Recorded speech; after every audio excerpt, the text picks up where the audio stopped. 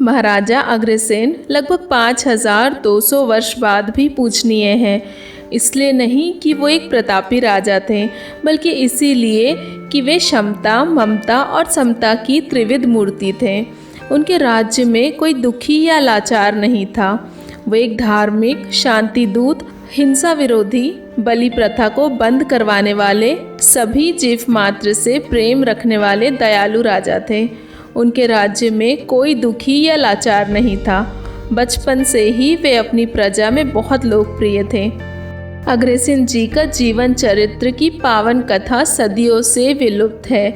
इसीलिए यह हमारी छोटी सी कोशिश है उनके जीवन से आप सभी को रूबरू करवाने की। अगर आप हमारे चैनल में नए हैं तो हमारे चैनल को सब्सक्राइब ज़रूर कर लीजिए।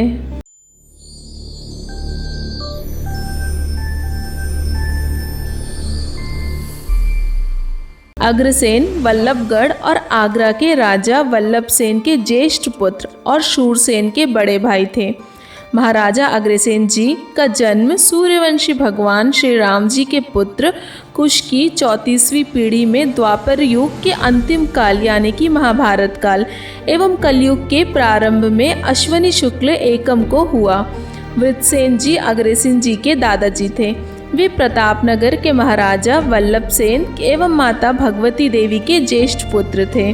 प्रतापनगर राजस्थान एवं हरियाणा राज्य के बीच सरस्वती नदी के किनारे स्थित था। बालक अग्रसेन को शिक्षा ग्रहण करने के लिए मुनि टांडेय के आश्रम भेजा जाता था, जहां से अग्रसेन एक अच्छे शासक बनने के गुण लेकर निकलते हैं। 15 वर्ष की आयु में अग्रसेन जी ने महाभारत के युद्ध में पांडवों के पक्ष में युद्ध लड़ा था। उनके पिता महाराज वल्लभ सेन युद्ध के 10वें दिन भीष्म पितामह के बाणों से वीरगति को प्राप्त हुए।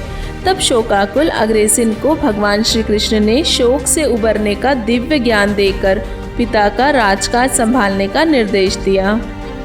महाराजा अग्रसेन जी का पहला विवाह नागराज कुमुद की कन्या माधवी से हुआ था।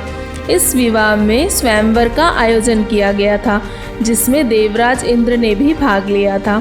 माधवी के अग्रसेन जी को वर के रूप में चुनने से इंद्र को अपना अपमान महसूस हुआ और उन्होंने प्रतापनगर में अकाल की स्थिति निर्मित कर दी। तब प्रतापनगर को इस संकट से बचाने के लिए उन्होंने माता लक्ष्मी की आराधना की। माता लक्ष्मी जी ने प्रसन्न होकर अग्रसेन जी को सलाह दी कि यदि तुम कोल्हापुर के राजा नागराज महिरथ की पुत्री का वरण कर लेते हो तो उनकी शक्तियाँ तुम्हें प्राप्त हो जाएगी। तब इंद्र को तुम्हारे सामने आने के लिए अनेक बार सोचना पड़ेगा। इस तरह उन्होंने राजकुमारी सुंदरावती से दूसरा विवाह कर प्रतापनगर को संकट से बचाया। दो नागवंशों से संबंध स्थापित करने के बाद महाराजा अग्रसेन के राज्य में अपार सुख समृद्धि व्याप्त हुई। इंद्र भी अग्रसेन जी से मैत्री करने के लिए बाध्य हुए।